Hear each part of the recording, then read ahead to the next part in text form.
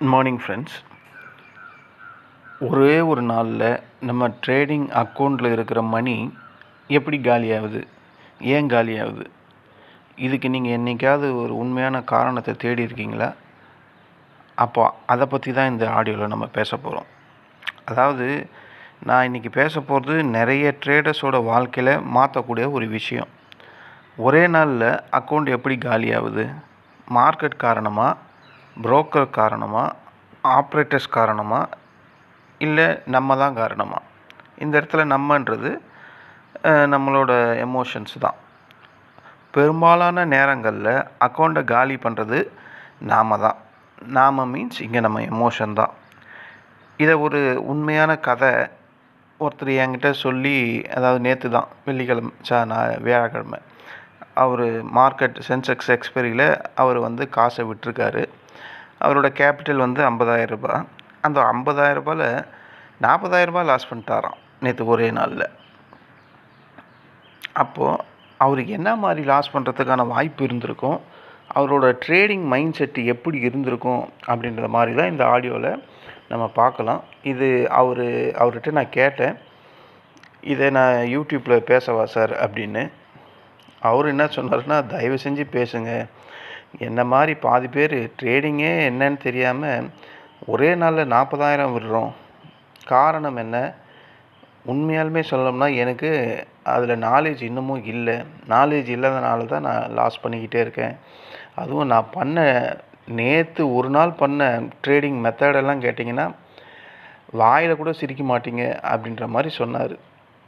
But அவர் இழந்தது amount ஒரு 35,000 40,000 ரூபாய் கிட்ட. பட் அவர் சோர்வடையலை அப்படின்ற மாதிரி அவர் பேசுறதுலேருந்து தெரியுது. தயவு செஞ்சு இந்த மாதிரி வீடியோவை நீங்கள் உங்கள் யூடியூப்பில் சொல்லுங்கள். என்ன மாதிரி ரொம்ப பேர் பாதிக்கப்படாமல் இருக்கலாம். எனக்கு இது ஒரு பாதிப்பு தான், ஆனால் மனசை போட்டு வருட அளவுக்கு இல்லை அப்படின்ற மாதிரி அவர் பேசினார். ஸோ அவரோட நேற்று நடந்த கதையை தான் நான் அப்படியே இந்த யூடியூப்பில் இப்போ சொல்கிறேன். அவர் எப்படி அவரோட 50,000 ரூபாய் கேபிட்டலை ஒரு 40,000 ரூபாய் வரையும் ஒரே நாளில் லாஸ் பண்ணார் அப்படின்றது தான். அவர் பேர் ரவி. அவர் இங்கே தான் செங்கல்பட்டு. அவர்கிட்ட 50,000 ரூபாய் கேபிட்டல் இருந்திருக்கு. அவருக்கு என்னென்னா, மார்க்கெட்டில் பணம் சம்பாதிக்கணும் அப்படின்ற மாதிரி ஒரு ஆசை. காலையில், அதாவது எல்லாமே நேற்று தான், காலையில் எழுந்தவுடன் ஒரு எண்ணம் அவருக்கு வருது. என்னென்னா, இன்றைக்கி எப்படியாவது ஒரு 10,000 ரூபாய் ப்ராஃபிட் பண்ணணும் அப்படின்ற மாதிரி அவர் திங்க் பண்ணுறாரு.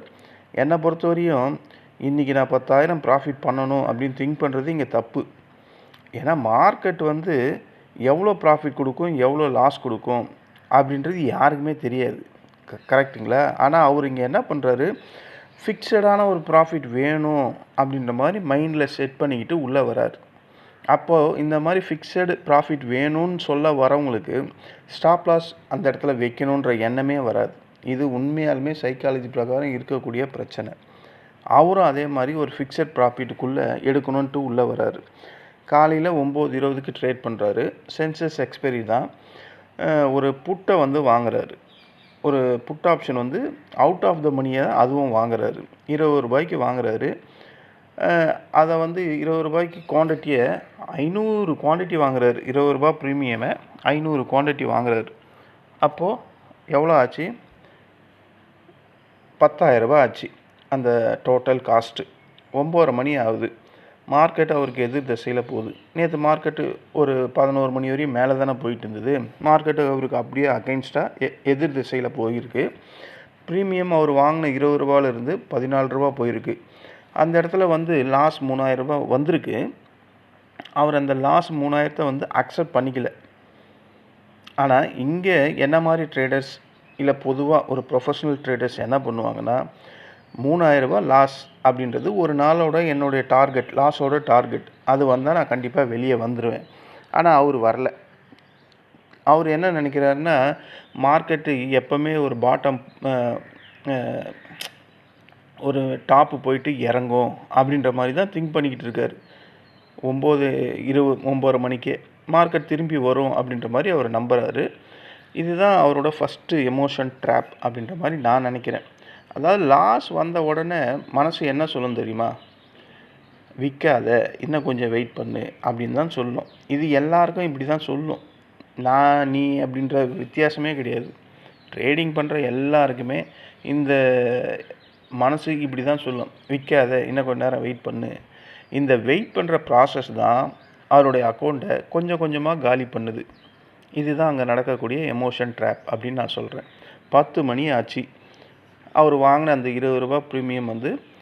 14 போச்சு 9:30க்கு. இப்போ 10 மணியில் ரூ. 14லேருந்து ரூ. 8 போயிடுச்சு. இந்த இடத்துல லாஸ் வந்து ரூ. 6000 அவருக்கு வருது. இப்போ அவர் அந்த லாஸை பார்த்து பயப்படுறாரு. ஆனால் எக்ஸிட் பண்ண மாட்டுறாரு. ஏன்னா லாஸ் நான் புக் பண்ணிட்டா இந்த லாஸ் வந்து எனக்கு நிஜமான லாஸாக மாறிடும் அப்படின்ற மாதிரி பயப்படுறாரு. அதனால் லாஸை புக் பண்ணல. 10:30 மணி ஆச்சு. ப்ரீமியம் வந்து ரூ. 8லேருந்து ரூ. 3 போயிடுச்சு. லாஸு ரூ. 8500. இப்போது அவருடைய மனசு எப்படி சொல்லுதுக்கு அப்படின்னு கேட்டால், இவ்வளோ லாஸ் பண்ணிட்டோம், இதுக்கு மேலே என்னத்தை இதை விற்று என்ன யூஸ் இருக்குது அப்படின்ற மாதிரி அவர் திங்க் பண்ணுறாரு.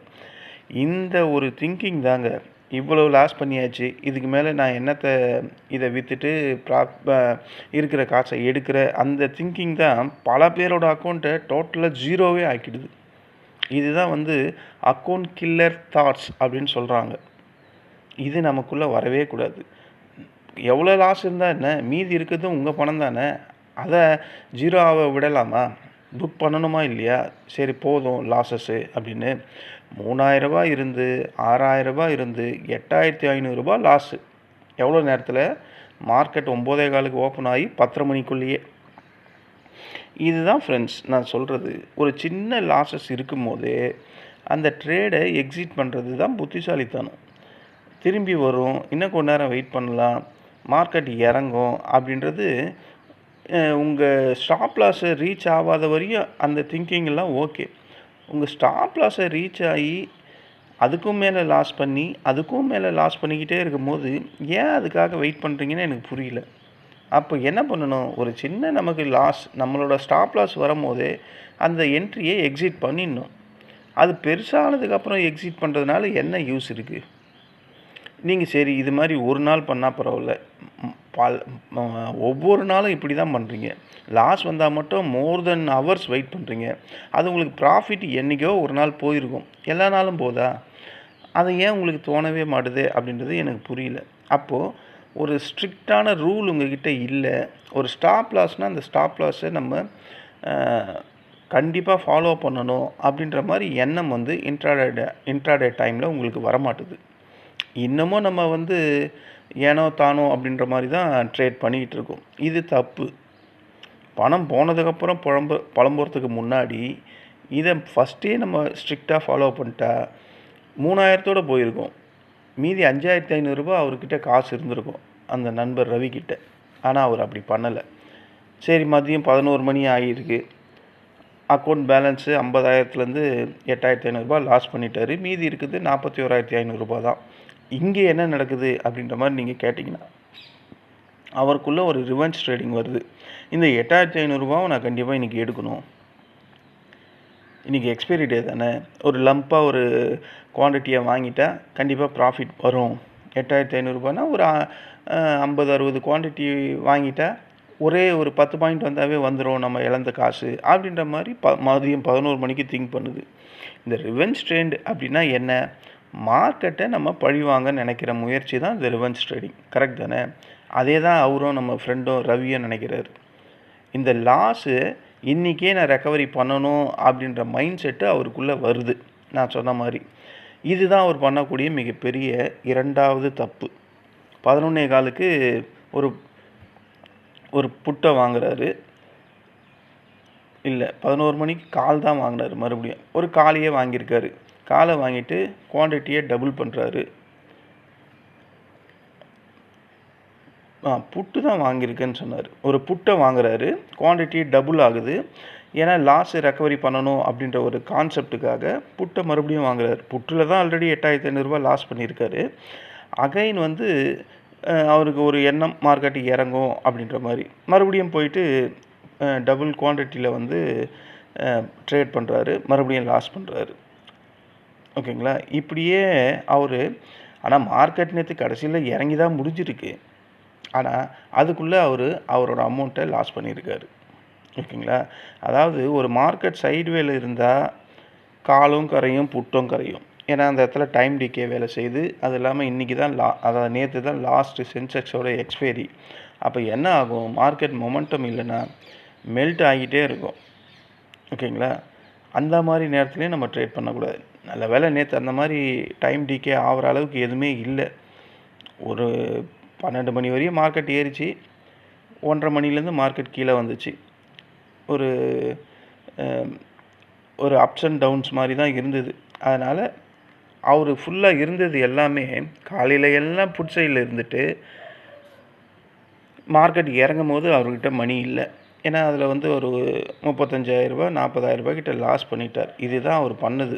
அதாவது 50,000 இவ்வளோ பெரிய அமௌண்ட்டை மார்க்கெட்டோட கண்டிஷன்ஸே தெரியாமல், சரி மார்க்கெட் கண்டிஷன் தெரியல, நம்ம எங்கெங்கே தப்பு பண்ணுறோம் அந்த எண்ணம் கூட அவருக்கு இல்லாமல் இப்படியே பண்ணிக்கிட்டு இருக்கார். இப்போ அவரோட நிலமை நேற்று ஃபஸ்ட்டு அந்த 9-10 மணிக்குள்ளே 8,500 இந்த மாதிரி மோர் தென் குவான்டிட்டி எடுத்து நான் இந்த லாஸஸை ரெக்கவரி பண்ணணும், ரெவென்ஸ் பண்ணணும் அப்படின்றத ட்ரேட் பண்ணி அதில் ஒரு 22,000 இன்னமும் இழந்திருக்கார். ஸோ இந்த 22,500 இந்த 8,500 எவ்வளோ ஆச்சு, 31,000 கிட்ட ஆகிடுச்சு. மனசு இப்போ என்ன சொல்லுது, இன்றைக்கி எக்ஸ்பைரி. அவருக்கு மறுபடியும் என்ன சொல்லுதுன்னா, ஒரு ஜாக்பாட் அடித்தா என்ன ஆகும், ஒரு ஜாக்பாட்டுனா என்னதுன்னா அந்த ஓடிஎம் ப்ரைஸை போயிட்டு நம்ம வந்து கடைசி நேரத்தில் ஓடிஎம் ப்ரைஸை போயிட்டு ட்ரேட் பண்ணால் மிகப்பெரிய லாபம் வரும் அப்படின்ற மாதிரி ஒரு லாட்ரி மைண்ட் செட்டு தான் அது. சரி, 3வது தப்பு இதுதான். ஒரு ஓடிஎம்மை போய் கடைசியாக ஒரு 3.25 என்னமோ எடுக்கிறாரு. அதுவும் எடுத்து ஒரு எந்த பக்கம் எடுக்கிறாருன்னா, எப்போவுமே புட் சைட்லேயே இருந்தார். நேற்றெல்லாம் மார்க்கெட்டு இவ்வளோ நல்லா இறங்கிடுச்சு, திடீர்னு மார்க்கெட்டு ஒரு 50-100 பாயிண்ட்டு ஓடிஎம்மில் ஏறினா நமக்கு ப்ராஃபிட் தான் வரும் அப்படின்ற மாதிரி கால் சைடில் போயிடுறாரு. அதாவது மார்க்கெட் ஏறும் போது புட் சைடில் இருந்தார். அவர்கிட்ட ஒரு 31,000 இழந்ததுக்கப்புறம் பெரிய லெவலில் வாங்கிறதுக்கு காசு இல்லை.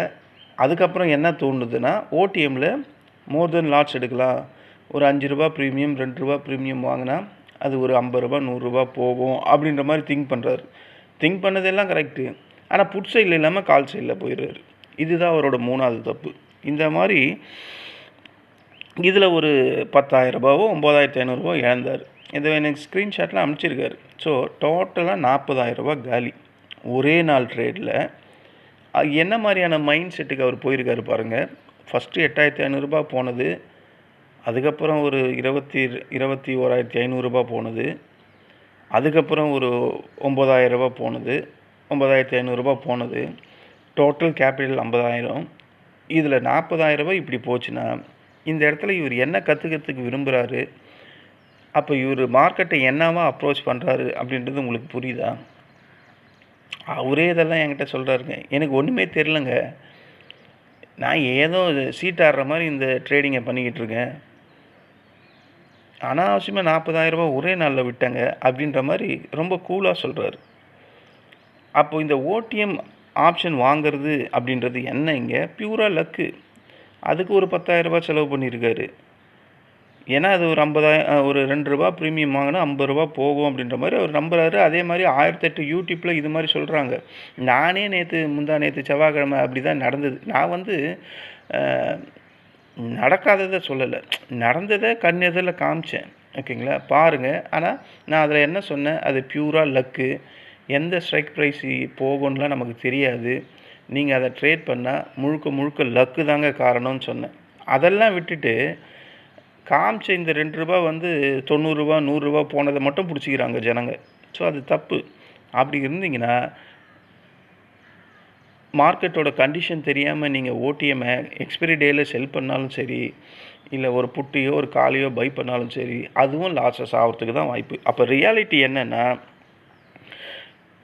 அந்த ₹2 ப்ரீமியம் கடைசியில் என்ன ஆகும், அவர் வாங்கின அந்த கால் சைடில் எல்லாம் ஜீரோ தான் போகும். அப்போது இந்த ரவி அப்படின்றவரோட மைண்ட் செட்டு எப்படி இருக்குது, அவரோட அக்கௌண்ட் எப்படி இருக்குது, 50,000 இருந்தது, 35,000 போச்சு, 28,000 போச்சு, 22,000 போச்சு, 15,000 போச்சு. அப்போ ஒரே நாளில் 40,000 ரூபாய் கிட்ட போயிடுச்சு.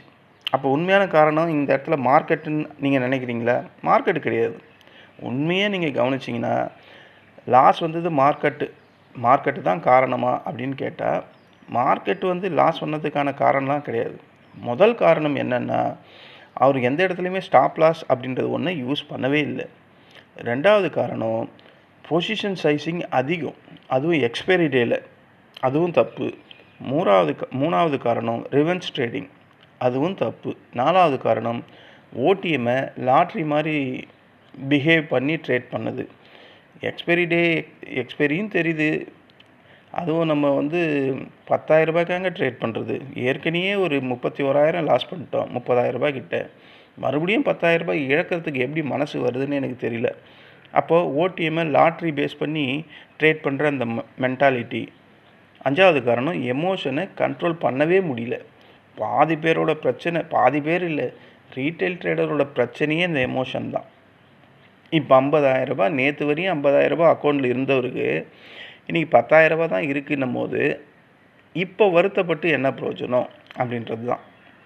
ஓகேங்களா? அவர் பாருங்கள், இதை அப்படியே சொல்லுங்கள். அவர் சொன்னது இதை விட ரொம்ப இதுவாக சொன்னார். நான் அப்படியெல்லாம் சொன்னால் நல்லா இருக்காதேன்ட்டு ஏதோ என்னுடைய மாடுலேஷனில் ஏற்ற மாதிரி சொல்கிறேன்.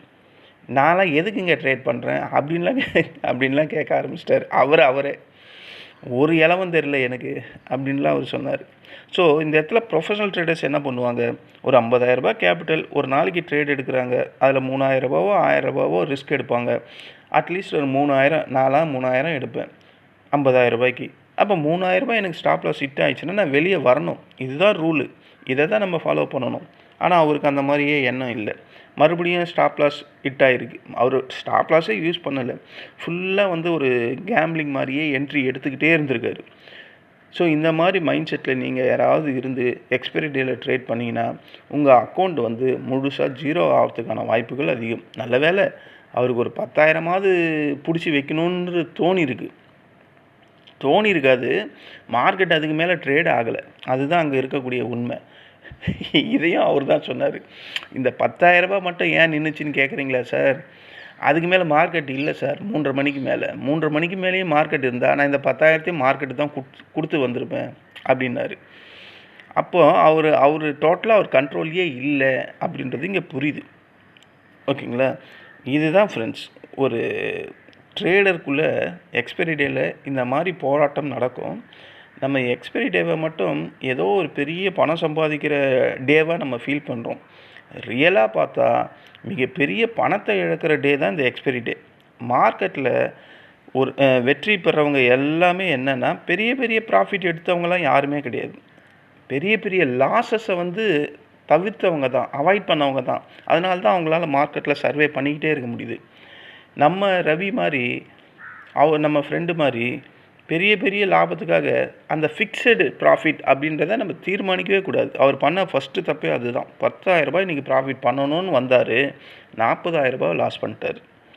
அப்போது இந்த இடத்துல நம்ம மைண்டில் என்ன வைக்கணும், உங்களோட ப்ராஃபிட் அண்ட் லாஸை நீங்கள் தீர்மானிக்கக்கூடாது, மார்க்கெட் தீர்மானிக்கணும். ஆனால் உங்கள் லாஸஸ் எவ்வளோன்னு மார்க்கெட் தீர்மானிக்கக்கூடாது, நீங்கள் தான் தீர்மானிக்கணும். வித்தியாசம் புரியுதுங்களா? இதற்கு ஏற்ற மாதிரி ட்ரேட் பண்ணுங்கள். அப்போ தான் உங்கள் ட்ரேடிங் அக்கௌண்ட்டு ஜீரோ ஆகாமல் வெல்த்தியாக இருக்கும்.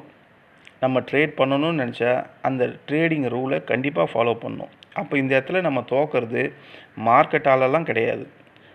ஒரு தவறுக்கு பிறகு தான் இன்னொரு தவறுக்கு அப்புறம் தான் இன்னொரு தவறு. இப்படியே நம்ம ரவி பண்ணதுனால தான் அவருடைய 50,000 ரூபாய் கேபிட்டல் 40,000 ரூபாய் லாஸ் ஆச்சு. இனிமேலாவது ஸ்டாப் லாஸ் அப்படின்ற ஒன்றை போட்டுட்டு ட்ரேட் பண்ணுங்கள். உங்கள் கேபிட்டலை பாதுகாக்க ட்ரை பண்ணுங்கள். ப்ராஃபிட் தானாக வருங்க. கேபிட்டலை சர்வே பண்ண கற்றுக்கிட்டா ப்ராஃபிட் தானாக வரும். ஒரே நாளில் அக்கௌண்ட் காலி ஆகிறது இந்த மாதிரி தான். ஒரே ஒரு தப்பான ட்ரேடாலேயும் அக்கௌண்ட்டு காலி ஆகும். அந்த ஒரே ஒரு ட்ரேடு பல பேர் மோர் தென் டைம்ஸ் வெயிட் பண்ணி ட்ரேட் பண்ணுவாங்க, அதுவும் அக்கௌண்ட்டை காலி பண்ணும். மார்க்கெட்டில் உயிரோடு வாழணும் அப்படின்னா நம்ம ப்ராஃபிட்டை பார்க்கக்கூடாது, லாஸஸை தாங்கக்கூடிய அந்த சக்தி வேணும். ஓகேங்களா? இதுதான் நம்ம ரவி நேற்று என்கிட்ட சொன்னது. அதை தான் நான் உங்களுக்கு சொல்கிறேன். இதை ஏன் நான் உங்ககிட்ட சொல்கிறேன்னா, ஒரு எக்ஸ்பைரி டேயில் ஒரு ட்ரேடர் இப்படியெல்லாம் இருந்தால் எவ்வளோ பெரிய அமௌண்ட் லாஸ் ஆகுது. இன்றைக்கி 40,000 ஒரு 6 மணி நேரத்தில் அவர் 40,000 லாஸ் பண்ணிக்கிறாருன்னா, இன்றைக்கி அந்த 6 மணி நேரத்தில் அந்த 40,000 அவரால் சம்பாதிக்க முடியுமா? 40,000 விடுங்க, 2,000 சம்பாதிக்க முடியுமா? முடியாது. ஸோ இதுதான் ரியாலிட்டிக்கும் மார்க்கெட்டுக்கும் உள்ள டிஃபிகல்ட்டி. ஓகேங்களா? நீ ஈஸியாக நம்ம விட்டுடலாம், மார்க்கெட்டில் 1,00,000 கூட விட்டுடலாம் 6 மணி நேரத்தில். ஆனால் அடுத்த நாள் அந்த 6 மணி நேரத்தில் ஒரு 5,000 சம்பாதிக்க முடியுமா அப்படின்னு கேட்டால் முடியாது. இதுதான் ரியாலிட்டி. நம்ம 6 மணி நேரம் மார்க்கெட்டிங்கில் இருந்தாலும் பாதி நேரம், மீதி நேரம் ஃபுல்லாகவே வாழ்க்கையோட ரியாலிட்டியில் தான் இருக்கும். அப்போது பணம் மிகப்பெரிய ஒரு பொருள். அதை அனாவசியமாக இழந்துடாதீங்க, அதுக்கப்புறம் கஷ்டப்படாதீங்க. இது ஜென்ஸாக இருக்கிறதுனால தாங்கிக்கிறாங்க. இதில் இது மாதிரி லேடிஸ் எவ்வளோ பேர் இருப்பாங்க. நேற்று எத்தனை லேடிஸ் லாஸ் பண்ணியிருப்பாங்க, எத்தனை லேடிஸ் அழுதுகிட்டு இருப்பாங்க நைட்டில். ஸோ இதெல்லாம் அவாய்ட் பண்ணுங்கள். உங்கள் கெப்பாசிட்டியை மீறி, உங்கள் ஸ்டாப் லாஸை மீறி ட்ரேட் பண்ணாதீங்க. உங்களோட கேபிட்டலை ப்ரொடெக்ட் பண்ணுங்கள். இனிமேலாவது வர ட்ரேடிங்கில், எக்ஸ்பைரி டேயில் இந்த மாதிரி மைண்ட் செட்டிலோடு உள்ளே வராதிங்க. ப்ராஃபிட் அப்படின்றத ஒன்றை ஃபிக்ஸ் பண்ணவே பண்ணாதீங்க. அது கிடைக்கிறது கிடைக்கட்டும் அப்படின்ற மாதிரி விட்டுட்டு பீஸ்ஃபுல்லாக ட்ரேட் பண்ணுங்கள். இந்த ஆடியோ நம்ம ரவிக்காக, இன்னும் எத்தனையோ ரவிங்க இனிமேல் உருவாகாமல் இருக்கிறதுக்காக இதை நான் அப்லோட் பண்ணுறேன். இது உங்களுக்கு பிடிச்சிருந்தா என்னுடைய சேனலை சப்ஸ்கிரைப் பண்ணுங்கள். நன்றி, வணக்கம்.